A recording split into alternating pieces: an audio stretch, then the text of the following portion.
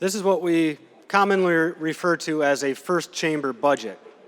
Sometime in the months ahead, we will be voting on a revised and final plan after a compromise is reached with the House of Representatives and the Governor's office.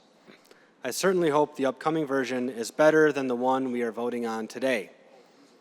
There are some elements of this budget I support, but overall this budget is just more of the same failed strategy we have seen from Michigan Democrats over the last few years. It's more big government and central planning. It spends more money, expands bureaucratic power, and caters to political supporters, all at taxpayer expense.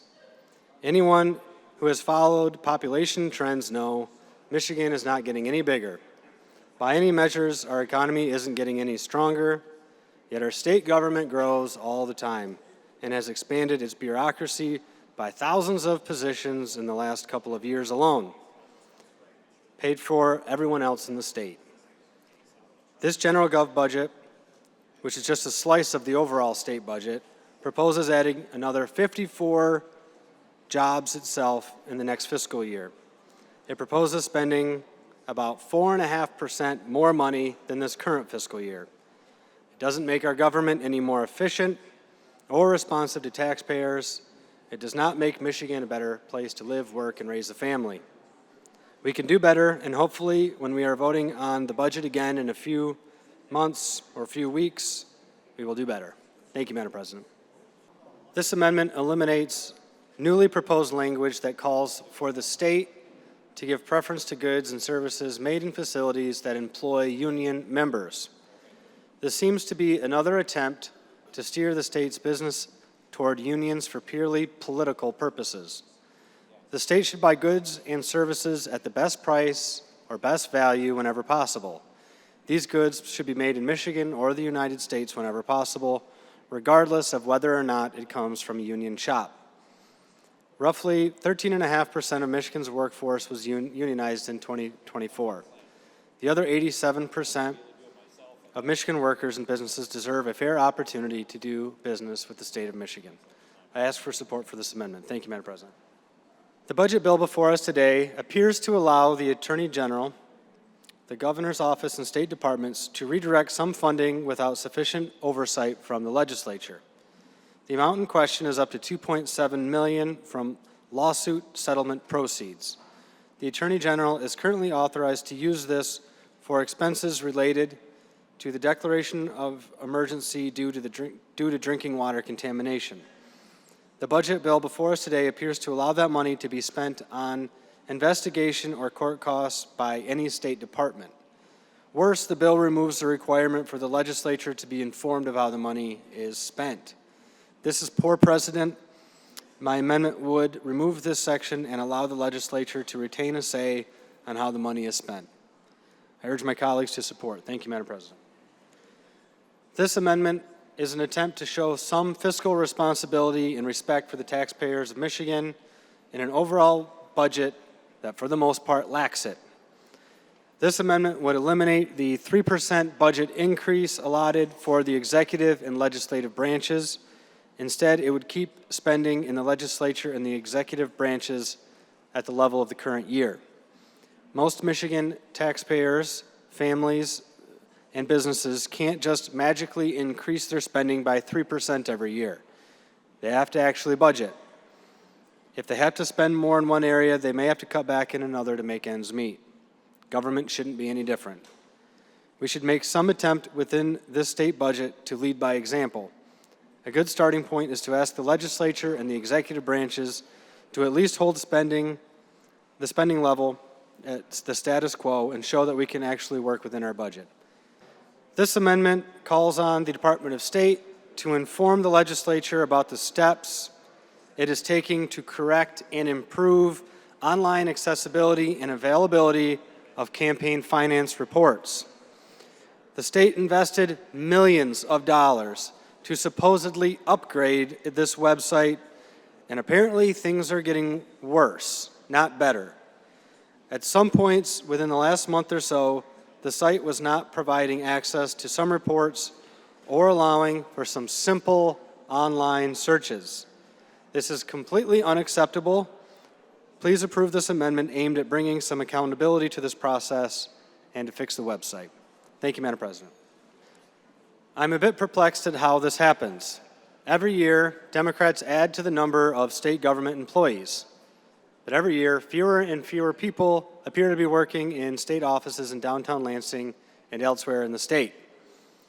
I am not sure when knowing what percentage of state employees are coming into the office became a state secret, but here we are. This amendment seeks to shed light on the issue for taxpayers who simply want to know how their money is being spent. The amendment would require DTMB to report once a month on the employee occupancy rate of each state-owned or leased building. This amendment isn't about the debate between working in the office or working remotely. It's about determining how the state spends taxpayer money and whether we can accelerate efforts to end leases and sell buildings that aren't being used. It's about finding ways to save money. The state of Michigan shouldn't ask taxpayers to pay for building space that it doesn't use. It's wasteful and insulting. I urge support for this amendment. Thank you, Madam President. This amendment would address a critical public safety need in many of our communities across Michigan. It would provide an additional $25 million to help improve and maintain the radio tower public safety communications system that emergency responders and law enforcement rely on every day. In recent years, more than 30 Michigan communities have expressed interest in constructing additional towers and sites to help improve emergency communication coverage. Several counties in my district need these towers, and requests have also come in areas from the Upper Peninsula, Northern Michigan, Southwest Michigan, the Thumb, and all across our state. This grant would be based on the greatest need and would include a 50-50 match. I hope we can all agree that emergency responders should be able to communicate with each other on a stable and secure network in all the parts of our state, especially during an emergency. I support this amendment and ask my colleagues to vote yes. Thank you, Madam President. We have an opportunity to make our communities safer every time we determine a new state budget. In that spirit, I offer this amendment. This amendment would provide $50 million statewide for what would be called a public safety facility grant. These funds could be used to renovate or consolidate law enforcement and firefighter facilities in our local communities. The grant would be awarded competitively and would require a 50-50 match. In Battle Creek, which is in my district, the newest fire station is roughly 50 years old, and some are more than 100 years old. Modernization and maintenance are massive challenges. A competitive matching grant program such as this could provide Battle Creek and other communities across our state one more option to help them meet public safety needs.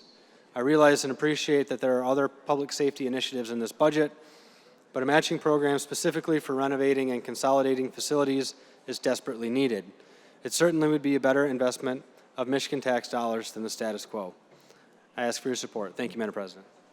This amendment would remove some broad language that potentially could cheat some Michigan cities, villages, and townships and counties out of vital revenue sharing funds. Revenue sharing helps pay for local police, fire, and other services, but language inserted by Democrats gives the Attorney General power to take away revenue sharing if they decide a local municipality isn't complying with the 5th or 14th Amendments of the United States Constitution. The 5th Amendment covers all sorts of self-incrimination, double jeopardy, and due process situations. The 14th Amendment deals with citizenship, due process, representation in Congress, public debt, and other areas.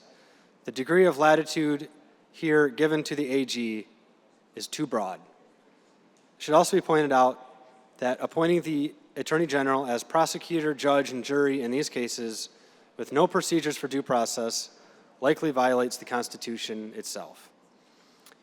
Please support my amendment eliminating this language. Thank you, Madam President. Thank you, Madam President. I appreciate the comments of the speaker before me. It's worth noting a great differentiation of how this is being done and applied under different circumstances. There have been numerous amendments with different avenues that would establish some type of standard that's clear, everybody understands it. We have standards for all sorts of things across our state and state law. And if people don't meet that standard, then there are repercussions. We do that literally in all sorts of forms of state law. It's actually what laws are for, is to set some type of standard. The problem here with what the Democrats are proposing is the standard is unknown. The Attorney General, through their own determination, without any type of public notification or explanation, gets to simply wave a wand and withhold people's money. It's, like I said, it's just too broad. There needs to be a standard that's clear that people know what the expectations are. The 5th and 14th Amendment, generally speaking, cover a lot of areas. So it's like, what are you guys getting at? Is it immigration? Is it something else? What is it? If you're trying to set some type of standard, set it. If you're trying to make a point, make the point and put it down between the four corners of the page so everybody knows what they're expected to do. This is just too abstract, it's too broad, and it causes way too much uncertainty for our local units of government. Thank you, Madam President. This amendment is the same as the one cited before, related to revenue sharing and the 5th and 14th Amendment. This one deals with eliminating the Attorney General's proposed power to take away a community's funds for improving public safety, such as the Community Crime Reduction Initiative. Please support my amendment. Thank you, Madam President.